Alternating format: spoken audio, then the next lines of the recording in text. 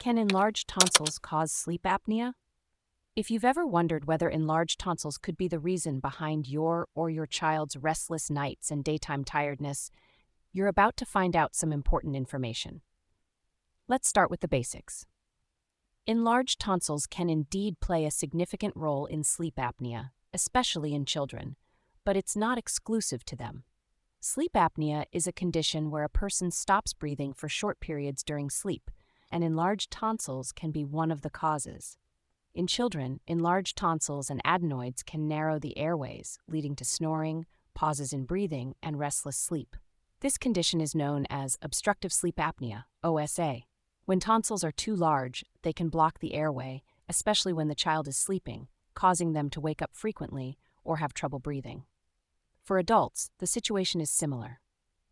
A study conducted at the University of Dammam College of Dentistry found that large tonsils, along with a large tongue and uvula, increase the risk of OSA. The study showed that 23% of the participants were at risk for OSA, with a significant portion of them having large tonsils and other related issues. Symptoms of sleep apnea due to enlarged tonsils include loud snoring, punctuated by gasping or choking sounds, excessive daytime sleepiness, morning headaches, and dry mouth upon awakening. These symptoms can also lead to irritability, reduced focus, and an increased need to urinate during the night. In many cases, especially in children, removing the enlarged tonsils can significantly improve or even resolve sleep apnea. For instance, up to 90% of sleep apnea cases in children can be solved by removing the tonsils if they are the primary cause of the airway blockage.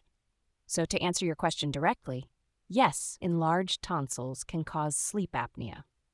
If you or your child is experiencing symptoms like snoring, frequent awakenings, or daytime tiredness, it's important to consult a healthcare provider to determine the best course of action.